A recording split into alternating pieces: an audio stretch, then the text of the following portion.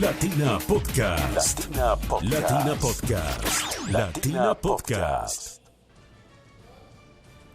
Bienvenidos nuevamente en Latina Podcast. Y dice que lo bueno se hace esperar. Yo no sé qué, que si nosotros estamos buenos y nos van a esperar. Lo cierto es que, bueno, tenía tiempo que no hacía un podcast y nada más y nada menos me estoy estrenando en esta nueva temporada de los podcasts de Latina con el maestro Villalón, que nos acompaña hoy. Un honor tenerlo, maestro, con nosotros para conversar de algunos aspectos que la gente conoce y otros que no. Y bueno, nosotros siempre investigando y haciendo cosas como esta, estamos planteando este formato y este escenario que están también conduciendo nuestras buenas amigas Herminia Zaponi y Morel Escalona en otros aspectos y con otros personajes. Y me tocó a mí la oportunidad y yo digo que la posibilidad de conocer un poco más del maestro Villalón, y nos va a acompañar el maestro en este podcast. En primer lugar, maestro, la gente dice si es Jesús Armando Villalón, Armando Jesús Villalón. ¿Cómo es? Porque la gente dice Villalón, pero no sabemos si es Armando Jesús o Jesús Armando. Muchas gracias por la invitación. Verdad que me siento muy feliz, muy contento en estar en este programa, este rato de conversación que vamos a tener. En verdad que dicen que el orden de los factores no altera el producto, sí. Pero mucha gente me dice Jesús Armando y otros me dicen Armando Jesús. Y en la realidad yo es Armando Jesús Villalón. Lo que pasa es que, fíjate, hasta yo estuve equivocado, porque cuando muchacho en la casa me decía Jesús Armando, vaya, que Jesús Armando, vaya, porque a mi mamá le gustaba ese nombre, Jesús Armando, pero me fue a presentar a otra persona que no fue mi mamá, y entonces me puso Armando Jesús. Pero por eso te digo yo, el orden de los factores. Es más, yo te firmo Jesús Armando Villalón, pero en realidad soy Armando. La partida de nacimiento es Armando Jesús. Es Armando Jesús. Cuando veo yo la partida de nacimiento y Epi, ¿qué pasó aquí? Yo no soy Jesús Armando, era porque te decía así tu mamá, Jesús Armando. Mi mamá. Y siempre, y los amigos de mucha confianza me dicen Jesús Armando. Y siguen diciéndome Jesús Armando porque hasta cuando, o adolescente, pues fue que cuando me di cuenta de la cuestión y me di cuenta que yo era Armando Jesús Villalón, porque saqué la partida de nacimiento para sacar la cédula, ¿no? El maestro Armando Jesús Villalón, y bueno, reconocido, el pintor de La Bruma, de La Divina Pastora, el pintor de Barquisimeto, con una cantidad de premios, de reconocimientos, doctorados, y también espacios. Tienes un paseo, tienes un museo, reconocimientos que vienen de ese trabajo. Pero la gente se pregunta, ¿cómo inició ese trabajo? Tú de chamo pintabas con colores de cera. ¿De dónde viene esa vocación artística que te llevó luego a pensar que podías ser pintor? Yo lo digo de esta manera porque es una manera muy pedagógica lo que te voy a decir. Mi primer regalo como niño, cuando yo estuve, bueno, mi madrina tomó un papel muy importante en mi carrera, hoy se lo debo. Ella se llama Emilia Maurielo, una profesora fundadora del Pedagógico aquí de Barquisimeto, imagínate tú. Entonces ella, en diciembre, me fue y me regaló una acuarela y un blog con colores y tal, y que sí, un estuche de prismacolores. Bueno, mira, yo me volví como cuando alguien es glotón y le ponen la comida y uno no sabe por dónde empezar. Mira, eso era la felicidad más grande del mundo, ver de que yo tenía ese regalo tan importante. Fíjate que yo lo digo siempre. Lo digo porque verdad que mucha gente, yo tengo un ahijado, le regalo un carrito, un bombero, una pelota, una ametralladora, una pistola. Ella me regaló eso. Una acuarela. Una acuarela, imagínate tú, porque ella veía que yo tenía ese gusto hacia la pintura. ¿Qué edad tenías tú? No, imagínate, yo estaba estudiando primaria en la escuela Simón Rodríguez, y tuve la suerte también que en la escuela Simón Rodríguez había un mural de José Requena. Uh-huh. Y entonces estaban se había manchado por algunos lados, y un profesor Castejón, esos Castejón de aquí de aquí del Tocuyo hacia arriba, hacia Guarico, muy conocido, y entonces estaba arreglando la cuestión, y yo cuando salía del recreo me le ponía atrás a ver al señor aquel pintando y restaurando la obra, y yo le decía, entonces él me miraba así, ¿te gusta? Sube. Subía la cuestión y me le ponía al lado. Mira cómo se combinan los colores. Y empecé a ver aquella cosa, mira, eso fue algo increíble.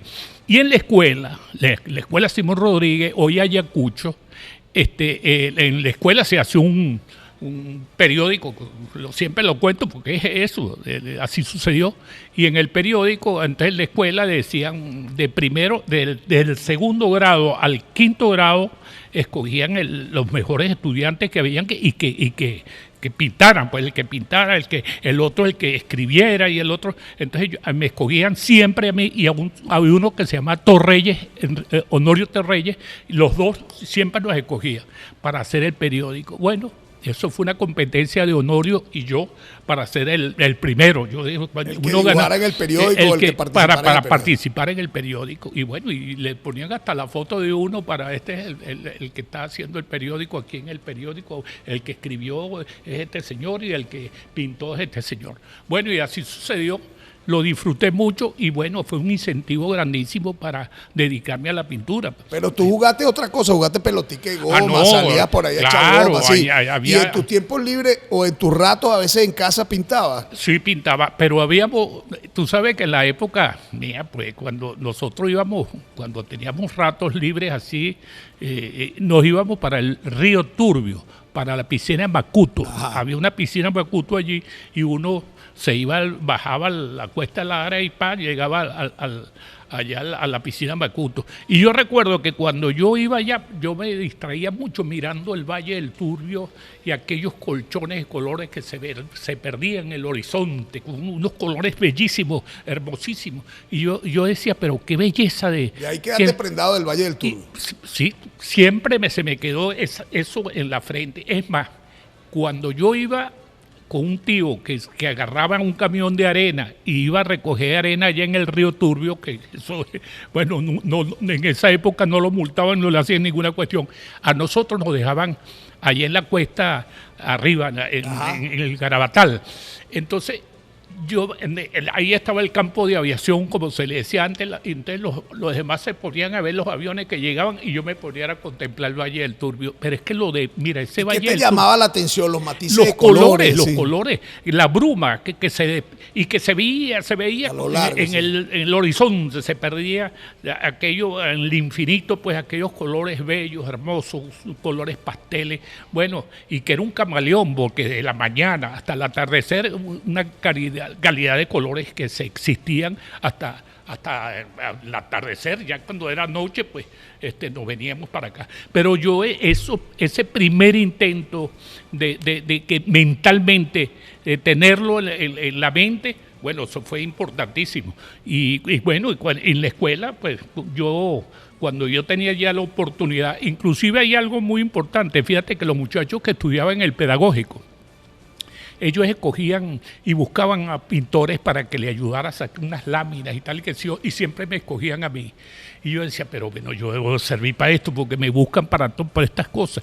Un señor que vivía al lado de mi casa también me llamaba porque tenía una frutera y quería hacer un aviso y que le pusiera el aviso, unas frutas y tal, que le pusiera frutera al Porvenir. Tú de la acuarela, ¿cómo pasaste a otras técnicas? ¿Cómo empezaste a trabajar con óleo? ¿Te fuiste imbuyendo en ese mundo? Autodidacta me metí. Autodidacta. Sí, porque por completo yo no sabía ni qué era la acuarela, ni qué era el óleo, ni qué era el acrílico. Yo no conocía, no, debía poner acuarela y con la acuarela que me dieron yo creí que eso era lo máximo. No, pero después empecé a medida que me voy metiendo, porque de noche, cuando yo salía de sexto grado, me inscribí en la Escuela de Artes Plásticos que estaba dirigido por José Requena. Entonces iba de noche a recibir clases, lógicamente iba de noche porque de día no podía ir porque estaba estudiando y tal y qué sé yo. Entonces, pero de noche mi mamá no me dejaba mucho salir porque las clases salían a las 9 de la noche y ya un muchacho a las 9 de la noche por allí. Empecé a conocer a Requena, a Orozco, a Che María Jiménez. ¿Cómo fue ese impacto de encontrarte con esos grandes pintores? Cónchale, ¿Y imagínate. cómo fue definir? Tú pensaste, oye, yo voy a vivir de esto, yo voy a ser pintor. Cuando le dijiste en tu casa, la gente no te dijo, chico, tú vas a vivir de eso, tú vas a pelar por ahí, porque los pintores no ganan, no se ganan la vida. Y más en ese tiempo que le decían, tú tienes que ser doctor, abogado, cualquier otra profesión. Así era, mira, yo le digo a un hermano, que Dios lo tenga en la gloria, pues un hermano, yo soy, bueno, hijo natural, pero me crié con un hermano. Y le digo al hermano, mire, yo quiero ser pintor. ¿Cómo? Sí, yo quiero ser pintor. Tú estás loco. Yo me imagino tú sucio, hediondo por la calle, tal y qué sé yo, recogiendo varillas, poniendo, ¿cómo vas a ver la pintura? Estudia una carrera Un y tal y morral qué sé yo. sucio lleno de O pinceles. lleno porque ese era el Sí, concepto ese era el que había en concepto, un tipo bohemio, loco, existencialista, o no sé qué nombre le pudieras poner para eso. Pero mira, yo siempre tuve en mente de ser pintor y yo perseveré por lo que me gustaba. Yo quiero a esto. ¿Qué imagen tenía? ¿Quién era tu modelo? ¿Tú querías ser como quién? Porque si tú no quieres ser, yo quiero ser pintor, me imagino que pensaste en algunos pintores que tenías ya visibilizados. Había una, mira, cuando yo decidí pintar, pues yo no sabía quién era Picasso ni nada, muchacho. Pero hubo un cuadro que me llamó mucho la atención, que había una galería, no era una galería, era como una cuestión de que montaban vidrios y tal, qué sé yo, y tenían un cuadrito allá en la exhibición, en la vidriera. Y yo decía, ¿quién será ese cuadro? Y yo me ponía con un cuaderno a tratar de imitarlo y después me lo llevaba para la casa y le ponía colores amarillos, rojo y tal, que sé yo, tratar de copiarlo mentalmente en mi casa. Y resulta que con el tiempo me hago amigo de la gente de La Ventaja, que se llamaba la galería, vamos a decirlo así. Entonces me dice el señor, ¿de quién es ese cuadro? Ese es Monasterio, es uno de los pintores más importantes aquí. Después me pongo a analizar quién es Monasterio, pues el creador de la escuela paisajística del Estado Lara, pues el pintor más reconocido que hemos tenido aquí en Venezuela y en Barquisimeto, imagínate tú. Y entonces, sin darme cuenta, estaba copiando un tremendo artista. Que fue parte de tu influencia, ¿no? Sin duda. Al igual que Requena y otros, después que estuviste en contacto con ellos. María Jiménez me jugó un papel muy importante, Ramón Díaz Lugo, que era alumno de esa escuela, igual que Che María Jiménez. Bueno, imagínate, Teutrino Orozco, Octavio Alvarado. Empiezo a conocer toda esa serie de artistas importantísimos que, escúchale, para mí era muy distante uno acercarse a él, pero uno lo veía en una exposición y uno le costaba así como acercarse, uno le tenía como cierto temor de que le dijeran, no, eche tapellada, tal y que sea. No, chico, pero... Te ayudaron, fueron abiertos contigo, Sin porque duda. tú sabes que hay alguna gente que dice, bueno, yo estoy aquí en un estatus, yo soy el maestro, soy el reconocido, y bueno, y cuando llega la gente que quiere saber, a lo mejor no te tratan bien, a lo mejor cuestiones de ego. Como hay muchos que ayudan también y te orientan. ¿Cómo fue la experiencia tuya en ese caso? Mira, a los que yo apunté, vamos a decirlo así, me dieron la mano. Y sobre todo Ramón Díaz Lugo. Ramón Díaz Lugo fue un hombre que para mí fue un amigo, aparte de ser mi maestro y quien me orientó. Fíjate que cuando yo recibía clase con él, porque yo quería ser artista, que sea pintor y tal y qué sé yo, y yo le decía, empecé a trabajar, pues, claro, me casé y tal y qué sé yo, no podía vivir de la pintura porque era muy difícil. Sin embargo, pues cuando me casé, trabajaba yo como vendedor de automóviles y de maquinaria. Por ahí me dijeron que te ibas a veces a repartir a algunos equipos, a visitar los clientes y descuidabas el trabajo y te ponías a hacer paisajes por ahí en los valles de Quibor y en otros municipios. Así fue cuando a mí me dieron la zona de Humocaro, el Tocuyo, Quibor y esa zona para allá vendiendo maquinaria y yo agarraba en mi carro, metía todo para visitar para allá y tal, me iba caminando y me iba hacia los clientes, pues que tenía que reportar, tengo que visitar a fulano de tal. Y entonces llegaba allá y yo decía, pero estos paisajes tan bellos, tan hermosos que se ven por aquí, chicos, pero qué belleza. Y entonces se me iba olvidando el cliente que iba a visitar porque me empecé a ver el contacto con la naturaleza, la belleza que yo veía entre el trayecto del Tocuyo hacia Humocaro. Empiezo a ver aquellos colores bellos, aquellos colores hermosos, aquellos colores que me llamaban la atención. Muchas veces cuando yo tenía que reportar a un cliente, lo reportaba de embuste, pero no lo visitaba porque era que contemplaba, me llevaba al caballete y me llevaba la tabla de colores y me ponía a pintar y se me pasaba el tiempo, son las 6 de la tarde. ¿Y el jefe que te decía, que te descubrió el jefe en algún momento, no? No, gracias a Dios que no, pero yo tenía un jefe que era muy bueno, pues, se llamaba Hans Stonhausen, era el gerente de la Corporación Venezolana del Motor, él era pintor y fue alumno de Requena. Bueno, por lo menos. Entonces, mire, que las cosas de Dios son perfectas, mira, Dios me puso ahí a trabajar en la Corporación del motor y por casualmente en la corporación me conseguí yo que el gerente era un tipo que le gustaba la pintura, Hansel Tonhausen. Bueno, él me dio la oportunidad y después yo le digo, mire, yo es que a mí me gusta mucho la pintura, bueno, visita a los clientes, reporta y tal y que si usted dedica. Pero llegó un momento que yo disfrutaba tanto eso que yo digo, o me meto pintor o me meto a trabajar como vendedor. ¿Y cómo hiciste? Porque la pintura no vivías en principio. Me imagino que costó que la gente te comprara un cuadrito. No sé cuánto lo vendías al principio. Sí, ¿Cómo hiciste teniendo difícil. una familia? Porque uno tiene que mantener la familia. Mira, tuve la suerte de tener una mujer muy importante, Isabel Gómez de Villalón, mi mujer. Isabel, una mujer que para mí juega un papel, o jugó y sigue jugando un papel muy importante, porque gracias a ella tuve la posibilidad de dedicarme a lo que me gustaba hacer, y ella me apoyó en ese momento, me dijo, no, ella era gerente de Arca, una empresa de aquí, de inmobiliaria muy importante, de una constructora, y entonces ella era gerente allá, y entonces yo le digo, pues vamos a hacer una cosa, yo agarré un año sabático, como tú trabajas aquí, con mis prestaciones, que la tengo más o menos, y los ahorritos que tenemos, yo me voy a dedicar a la pintura y tú sigues trabajando, y entre los dos, pues, con lo poco que yo pude ahorrar y lo que tú ganas, pues, vamos a ver si sirvo para esto. Y empecé a trabajar justamente con el apoyo de ella. Che María Jiménez y Ramón Díaz Lugo fueron mis pilares más importantes. Claro, tuviste que tener unos padrinos que también te apoyaran, porque a veces uno siente temor, oye, voy a dejar el trabajito, voy a ponerme a pintar, iré a vivir de esto, seré bueno en esto. No, y fíjate que Che María Jiménez fue tan importante que él tenía un representante que le dice Angarita, le decía, Villalón, ¿cuánto ganas tú ahí en la corporación? Por decirte 1.000. Bueno, yo te voy a conseguir 1.500, pero te dedicas a tu pintura. Y por eso fue que yo le dije a la mujer mía, porque me lo dijo Che María Jiménez, yo lo estaba conociendo, pero le gustó tanto mi pintura, le gustó, le impactó lo que estaba haciendo en ese momento, que él me apoyó. Y me dijo, yo te voy a apoyar en esto.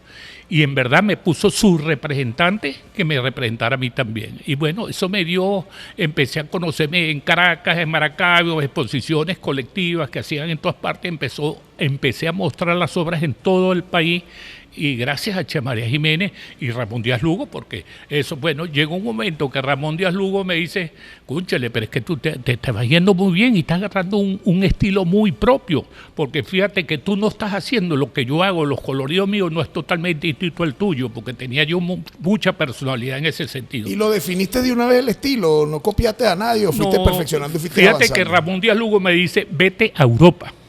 Te voy a recomendar que vayas a Europa, pero yo le metí, yo estoy haciendo un año de prueba para ver si sirvo para esto. La platica para irme Tengo para Europa. para irme para Europa. Mira, empecé a trabajar y justamente al año le digo yo a mi mujer, salte donde estás trabajando porque no vamos a ir aquí, no vamos para Europa, porque al principio yo vendía los cuadros en 300 bolívares. Fíjate que en 300 bolívares yo le decía a mi mujer, como no tenía necesidad de los 300 bolívares, guárdalo, y cuando bueno acuerdo yo le pregunto a la mujer, ¿cuánto tienes? Teníamos algo guardado, y eso nos representaba como para irnos para Europa, estar por lo menos un viaje para allá. Me voy para Europa con mi mujer. ¿Cuánto tiempo duraste? ¿Cómo fue la primera experiencia te encontraste con la primera experiencia que nos fuimos a Europa, me fui a España, Italia, Austria, Suiza, Alemania, Inglaterra, le di vuelta a todo hasta llegar a España.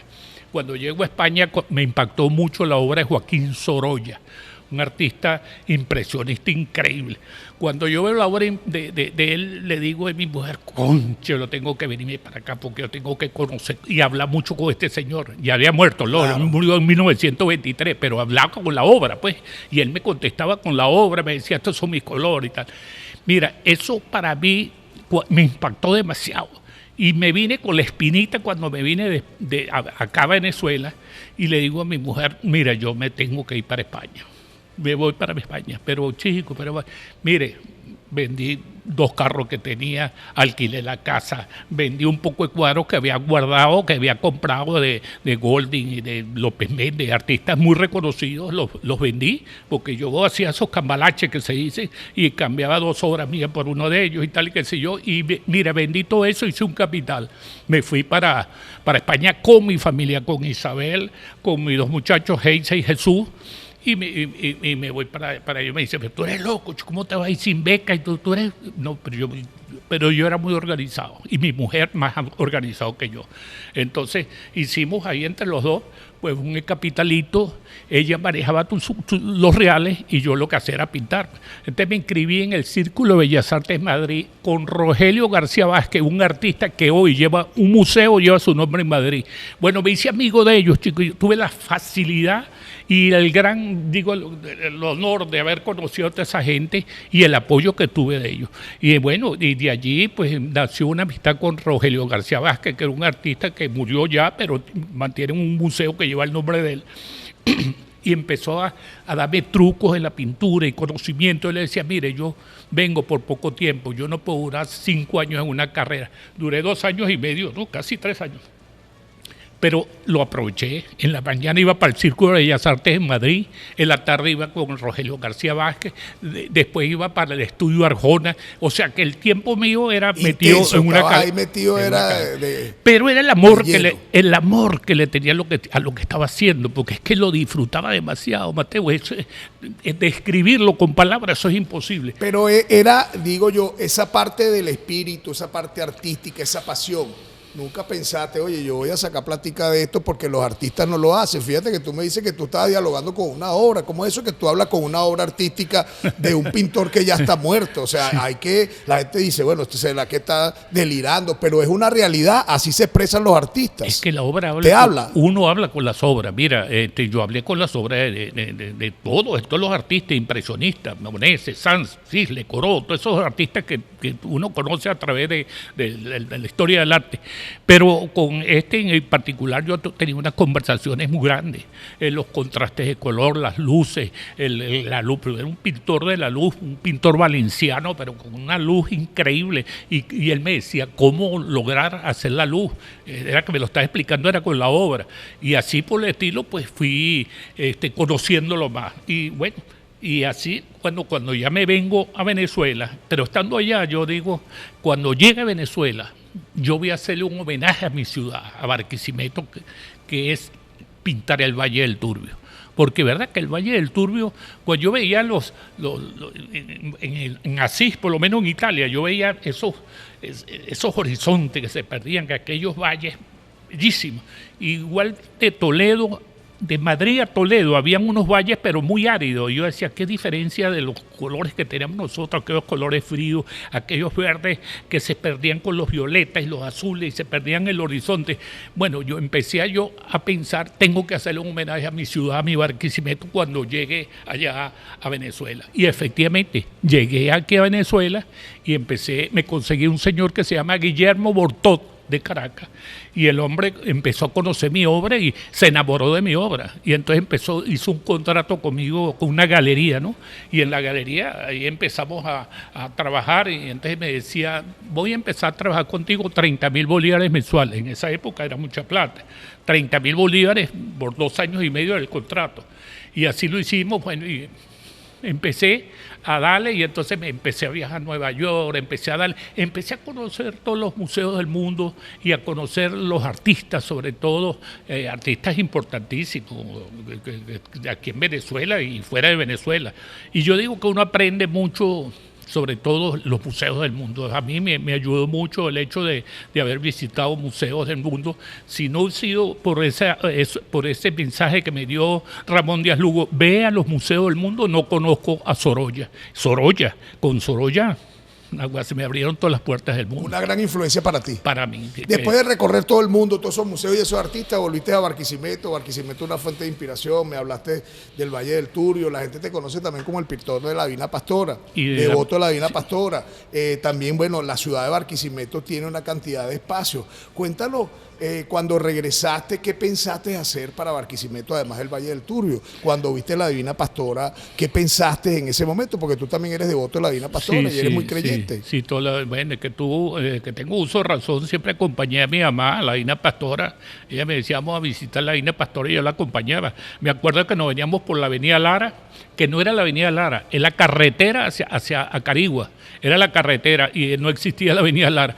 Y por ahí nos veníamos a acompañar hasta Santa Rosa, la Divina Pastora, y Y eso fue algo que me marcó, porque yo recuerdo que cuando íbamos en la procesión de la Divina Pastora, veíamos en las diferentes casas banderitas blancas y azules. Y un detalle muy importante, que todas las casas que pasaban por donde iba a pasar la Divina Pastora, decoradas con flores, con ramos de flores, con banderitas, con bambalinas, y eso, ese folclor bello, hermoso, que yo veía, dibujaba con la mente nada más pasando por aquel espacio. Y otra cosa que me obligó a pintar a la Divina Pastora fue un problema que tuvo mi mamá muy serio, que fue un cáncer que le determinaron, y yo le pedí a la Divina Pastora con mucha devoción, y me voy a Santa Rosa y le digo: Divina Pastora, sácame a mi mamá de esto, que te voy a pintar como tú quieras, pero te voy a pintar para que te conozca, para que siga creciendo la fe de la gente que le gusta, que es católica. Y entonces, mira, superó eso. De tal manera que mi mamá tendría como eso 50 años y me duró 98 años. A los 98 él murió, y no del problema que tenía, sino de vieja, imagínate tú. Eso fue algo hermoso. Mira, mi mamá también jugó un papel muy importante, porque mi papá era analfabeta, ¿no? Pero ella decía: yo sí quisiera que alguno de mis hijos llegara a ser doctor algún día. Pero no podía, porque no tenía, porque mi mamá lo que hacía para mantenernos a nosotros era lavar y cocinar. Y le cocinaba a la gente, hacía empanadas y arepas para venderlo. Entonces, ¿tú saliste a vender empanadas y arepas? A mis 4 hermanas en la mañana, la paraba a las 5 de la mañana y molían el maíz, y yo salía a las 7 de la mañana a vender las arepas y las empanadas. ¿Y las vendías todas? Mira, me ponían, recuerdo, te voy a dibujar cómo me ponía mi mamá, una cesta en primer lugar, y aquí me ponía una botella con picante, y aquí uno con suero. Y me iba yo por toda la 20 a visitar a la gente y tal, y me compraban todo. Es más, yo hacía hasta 2 viajes, porque lo vendía muy rápido, y de eso vivimos un buen tiempo, hasta que una de las hermanas mayor pudo empezar a trabajar. Empezó a trabajar con los hermanos Seguras en la radio, en el Palacio Radial, y entonces ya ella estudió una carrera comercio que se estudiaba en esa época, mecanografía, ortografía y tal, terminó su carrera. Ella era la mejor preparada en ese momento, y entonces ahí dejó mi mamá bajo la presión de vender arepas y empanadas, porque ya había un ingreso distinto, sí, en el hogar. ¿Tu mamá vio las obras tuyas? ¿Vio cómo te había consagrado? Que se sentía muy orgullosa, porque ya me empezaba a ser conocido, y ella iba para un médico, a veces con un médico, el doctor no me pagó, no me cobró, Jesús Armando. ¿Cómo que no me cobró? Porque yo le dije que yo me llamaba Villalón, y él me dice: usted no tiene que ver nada con el pintor Villalón. Sí, ese es mi hijo. No, es un pintor muy conocido, y ella sentía como muy orgullosa. Mira, imagínate, yo me la llevé a España. Cuando estaba aquí en Venezuela, ella nunca había salido de Venezuela. Imagínate, yo vivía en un fogón. Y entonces cuando yo me la llevo a España, un día me la llevo para allá, y fuimos a Madrid, y fuimos para Italia, que se recorrió. Bueno, yo me di el gusto. Le doy gracias a Dios que me haya permitido darle ese gusto a mi vieja. Y entonces ella se venía para Venezuela, y llegaba a Venezuela y le decía: mira, mi papá, mi hijo me llevó por ahí para los Estados Unidos. Ella le decía Europa, que era los Estados Unidos. Ella no sabía diferenciar que era Europa y que era los Estados Unidos, pero yo le decía con esa satisfacción: mi hijo me pudo llevar a conocer Europa y a disfrutar de tantas ese cosas. Privilegio. Mira, sí, chico, me di eso, y ver que mi mamá, le di unas satisfacciones muy grandes. Mira que cuando a mí me dieron el doctorado honoris causa de la UCLA. Oye, sí, que te iba a comentar. No te vio, pero te dieron un doctorado. Yo decía que cuando me dieron la oportunidad para que yo hablara, pues, y de agradecer, pues, el doctorado que me estaban dando, yo decía que en algunos de los lugares que estaban allí, ahí estaba sentada mi mamá, porque ella deseaba tener un hijo doctor, y Dios me dio ese honor que yo nunca me imaginé. Para mí eso, ser doctor, para mí era lo más lejos del mundo. Ahora soy doctor 2 veces, imagínate tú. Sí, mira, algo que me hace sentir muy feliz, lógicamente. Tuve una experiencia importante un día llegué a tu casa y creo que íbamos a grabar un programa, una cosa, y acababa de fallecer tu esposa y te vi en un estado, o sea, o te escuché en ese momento doloroso, en ese momento triste, conmocionado, pegabas gritos y estabas, bueno, porque bueno, ahorita que me cuentas todo eso que viviste con tu esposa, la partida de tu esposa te pegó muchísimo. Uy, siempre me hace mucha falta. No hay nada ni nadie que la ocupe el lugar de ella. Una mujer que me aportó, me ayudó, colaboró conmigo en todo sentido. Verdad que yo le doy gracias de haber disfrutado una mujer por 48 años, una belleza de mujer, una mujer que bueno, pues, y le doy las gracias que me haya regalado esos 2 hijos, que los 2, no sé cuál de los 2 es mejor, pero los amo, los quiero mucho y que ellos me quieren demasiado. Bueno, dejó ahí pues la huella con esos 2 muchachos y en cuanto a mi mujer, la recuerdo todos los días. Siempre está presente todos los días en tu vida. Es que el apoyo que me dio fue algo que esto, si ella no me hubiera dado ese apoyo, yo no me hubiese dedicado a la pintura. Yo hubiese sido a lo mejor el hombre más exitoso en billete. Claro. Como amor tuvo una empresa de carros, venta de automóviles o algo así por el estilo, pero iba a ser tan feliz como lo soy ahorita. Pero fíjate, te amaba profundamente porque te dio la posibilidad de que tú te desarrollaras en eso que te apasionaba. Claro. Porque de repente en otro escenario te dicen, no, tienes que salir a trabajar para buscar la plata de los muchachos. Me dice, metico, ¿qué es eso? Claro. Me dice, no, Sin ¿qué es embargo, eso? ¿Me vas a poner eso a trabajar? Porque yo le dije, yo necesito tu apoyo, puedo contar contigo, pero inmediatamente me apoyó. Era omnipresente, porque una vez también hicimos un programa en tu casa y siempre estaba pendiente de todo, siempre estaba pendiente de atenderlo a uno cuando uno llegaba, silenciosa, pero siempre omnipresente y siempre pendiente de los detalles. Y lo mismo está haciendo hoy en día, parece mentira, mi hija Heisa. Sí. Heisa ha ocupado un lugar muy importante en mi carrera, que ella se encargó de ser mi representante, ha cambiado totalmente, bueno, del cielo a la tierra. Una mujer que me ha apoyado en todo, igualmente mi hijo Jesús, que estaba en los Estados Unidos, gracias a Dios ya lo tengo aquí, y me hace sentir muy feliz teniendo mis hijos, mis nietos aquí. Para mí lo más importante en todas las carreras, yo digo, es la familia. Si tú tienes un apoyo en la familia y tú amas la familia y compartes con tu familia, vas a tener exitoso. Yo le digo que yo me siento feliz porque tengo una familia muy grande, muy bella, muy hermosa. La disfruto. No es muy grande en tamaño, pero grande en amor.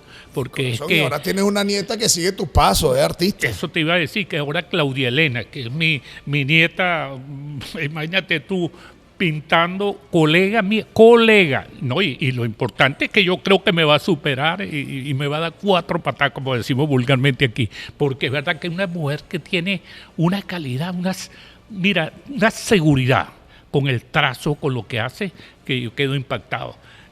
Bueno, hoy en día ahí ella por lo menos se ha preparado, mejor vamos a decirlo así, y ha podido avanzar, sobre todo la parte de la computadora y de las redes sociales. Ahorita es otra realidad, ¿verdad? Las redes sociales y todo eso. Maneja unas cosas que son instrumentos que no los manejaba yo en ese momento, pues, y hoy. Pero tú te has adaptado muy bien. La otra vez te iba bailando la cucharita que estabas pintando y te has adaptado bien. Y mira, yo amo mi carrera y la disfruto y la respeto. No ha llegado un momento en que dice, oye, hoy no quiero pintar, no me siento de ánimo, no me da nota pintar. Todos los días del mundo, con gripe y sin gripe, como decirte algo, con mi termo de café y mi tacita. ¿No ha llegado un momento que la inspiración no te llegue y no sabes qué hacer, no? No, siempre estás ahí. Me agarra pintando.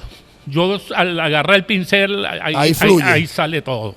Y ¿No ha llegado un momento que la obra tuya te habla y te dice, no, vamos a parar aquí y continuamos después? Hoy hablaba con Iván Brito, que estaba visitándome allá, y le digo yo, mira, la obra me dijo que no, que esto aquí no sirve, y lo borré. Y lo borraste. Y le dije, mira, es que ella habla conmigo y yo tengo un contacto con ella todos los días, diferente, pues son mis hijos que hablan conmigo, porque las obras son como hijos míos, y yo hablo con ellos todos los días, y yo todos los días estoy hablando con ellos, y a mí me dicen que parezco loco, porque a veces la muchacha que trabaja en mi casa dirá, ese señor es loco, porque yo hablo, Claro. Permanentemente tengo una conversación con la obra y le digo, pero mire, pero ¿y el gris no te gusta? ¿No te gusta el gris? Y si intento con este verde, con este, lo pongo un poquito de, lo matizo con un poco de azul, tal y qué sé yo. Y ella me oye hablando, porque es que ve que tengo que hablarlo, por disfrutarlo, porque no me puedo quedar mudo mientras estoy haciendo una obra.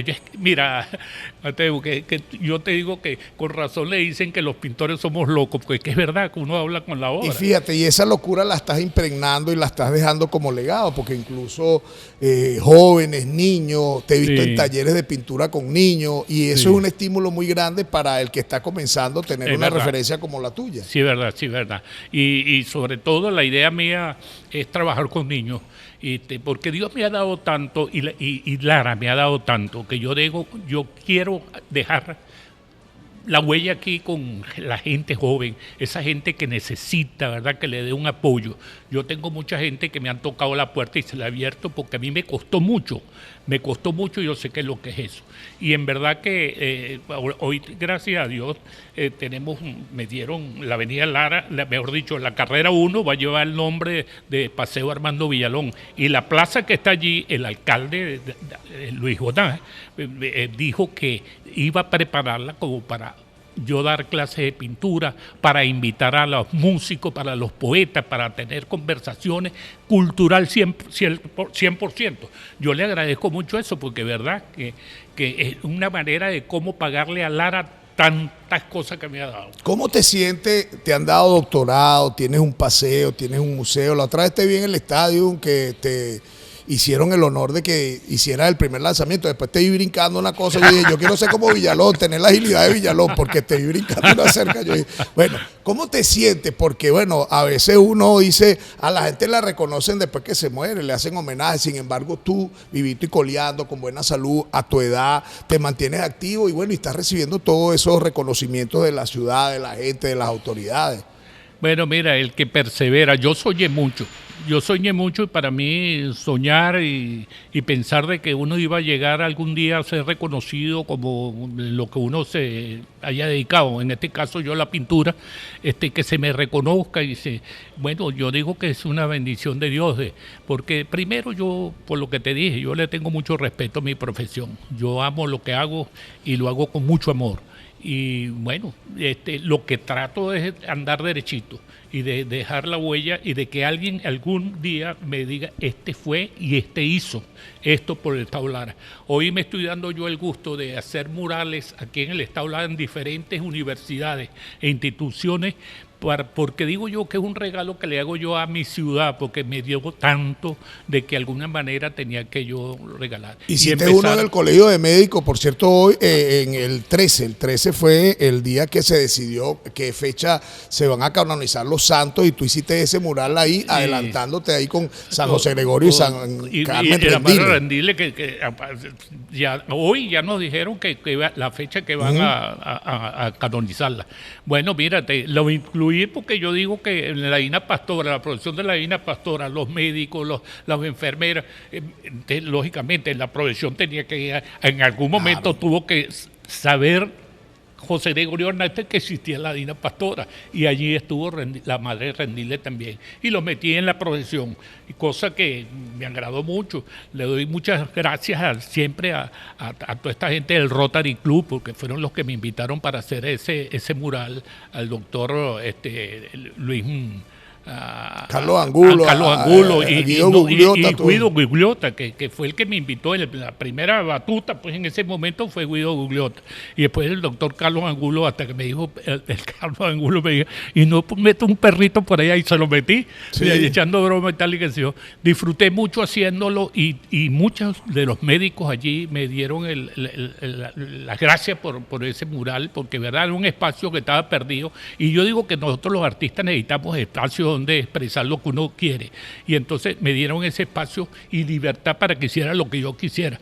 qué más cosas que hacer la Divina Pastora que une. Y metí el Valle del Turbio dentro de la misma composición de la Divina Pastora y la procesión. En medio de esta politización, ¿no te han ligado con alguna autoridad, algún representante gubernamental que te haya reconocido, que te haya dado la posibilidad de mantener un espacio? Tienes murales en la Avenida Lara, en la 22 con Venezuela, tienes el paseo Armando Villalón. No, tuve, bueno, Henry Falcón me dio una oportunidad en la Avenida Lara, lógicamente. Luis Jonás, lo conocí niñito, a Luis Jonás, a Luis Tomás, y que murió, no recuerdo, y yo conozco la señora Milagro, y a Reyes lo conocí hace muchos años, antes de ser el gobernador y todo eso, porque yo era muy amigo de un amigo que tenía, son familia de un gran amigo que tuve que murió hace poco, que era hermano de la señora Milagro, y vivía ahí en la urbanización La Hacienda, donde vivía un colega mío que se llamaba Vladimir Chumasco, y entonces hice una amistad con ellos, yo los veía a ellos pequeñitos que llegaban ahí, y después tuve la suerte de que Jesús Armando, el hijo mío, es muy amigo de Tomás, uno de los bueno, pero a través de eso pues hicimos una amistad, pero tuve la suerte de conseguirme con él como alcalde, y he tenido una solidaridad, me ha dado un apoyo en este sistema de ayudar a la juventud, a esa plaza que va a ser una plaza cultural, porque por allí hay muchas organizaciones que pueden beneficiarse de dar clases, muchas jóvenes por allá en la Cruz Blanca, por ahí, de que vaya gente, muchachos, que no tienen posibilidades de pagar una escuela y de que yo le dé clases gratuitas allí. Tú vivías por allá por el Terepaima y parece que te mudaste porque tuviste un desencuentro con la delincuencia. ¿Cómo fue eso? Eso fue cuando yo tenía una granjita hacia arriba, hacia Terepaima exactamente, en La Vainilla se llama ese sitio. Bueno, allí teníamos nosotros una granjita y yo pintaba, disfrutaba eso increíblemente, duré 10 años viviendo allá. En una oportunidad me dieron a mí el doctorado honoris causa de la UCLA y estábamos celebrando después de eso, unos días después, y entonces me llegaron unos tipos y yo digo que estaban invitados con chores y tal y que se bien vestidos.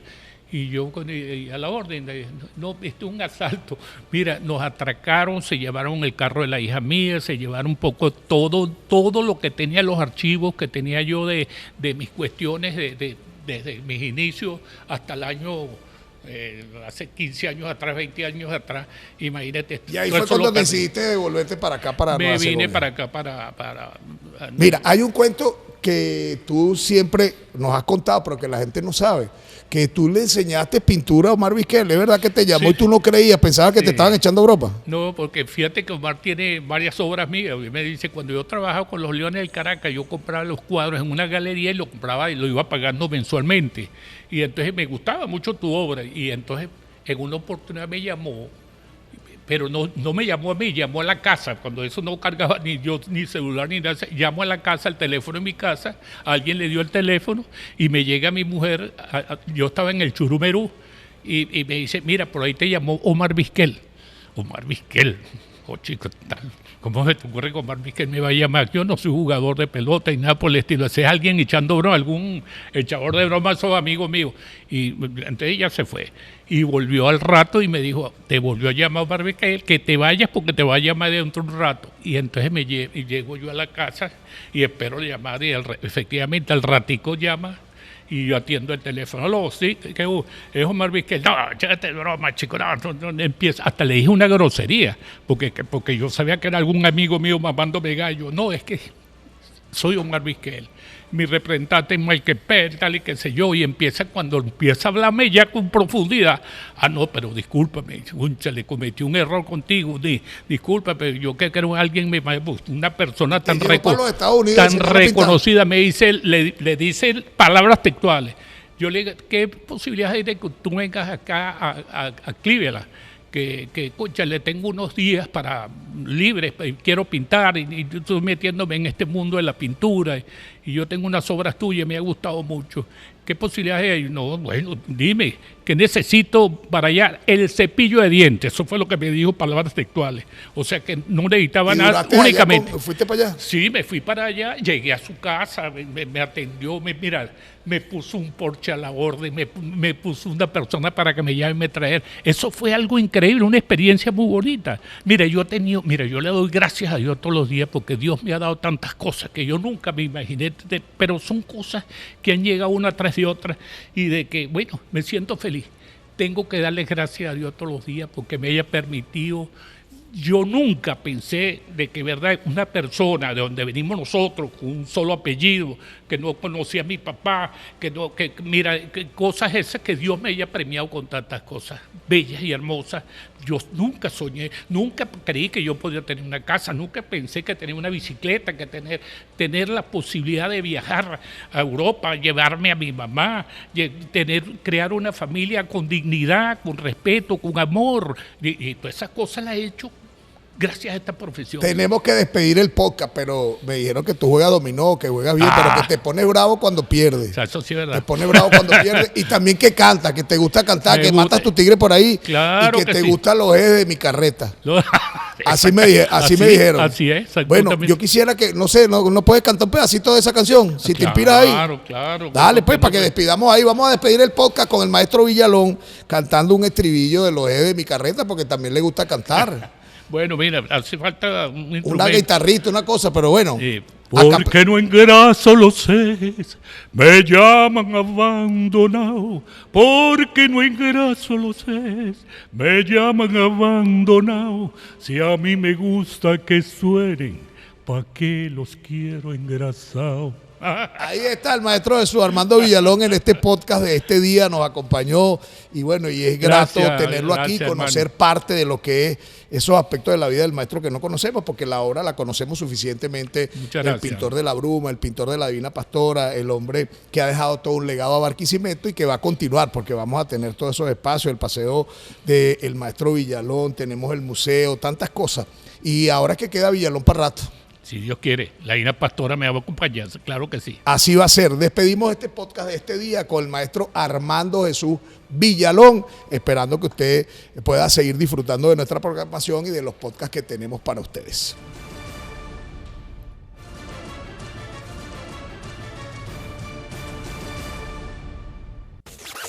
Latina Podcast. Latina Podcast. Latina Podcast. Latina Podcast.